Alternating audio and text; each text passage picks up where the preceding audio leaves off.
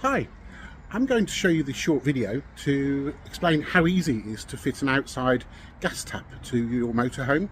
I've already done it, so I'm just going to recap and show you some photos that I've taken over the course of around about 2 hours it took me in total, and that was basically because I had all the bits in front of me.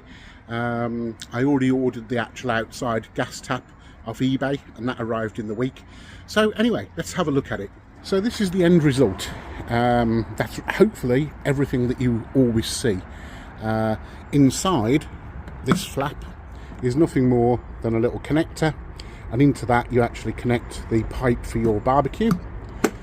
Inside here, this is the gas locker, and that pipe there is the pipe that comes off the T-piece in there that you'll see on the photos in a minute, goes through inside into a locker and then into that. So that's the end result. So now let's take a look at how I did it. So we started off by drilling a little pilot hole. Remember to put masking tape on the outside of the van so you don't scratch it. Then we used an arbor drill to drill a bigger hole. As you can see, the amount of polystyrene insulation in this hobby van is incredible. So now we've got the hole going all the way through, and we test fit the outside, put some pilot holes for the screws and just make sure it all works out. Ted insisted that I put this shot in of him. He said he looks really cute. The next day I went out and bought some connectors and also a pipe bending tool from Screwfix. Obviously you have to be careful with gas, so I always use PTFE tape just to ensure that there's a nice fit and no leaks. Here I am putting a hole through the cabinet just to get the copper pipe free.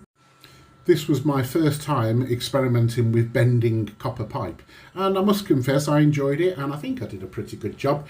It's quite an interesting little arrangement that I've got with all the various different angles, but it fits and it works. So this is it from the inside. Obviously when you're doing anything with gas, it's really important to make sure that there's no leaks. So I used this leak detector spray, which I just happened to have on hand from a previous job. And this is it. This is the completed item. And that's it. Job complete. And I'm really happy with that. And it hasn't cost me too much money. It took me probably around about 2.5 hours. And in total around about £55. I think it goes without saying, if you're not confident messing around with gas, leave it to the professional. Take care for now. Bye bye.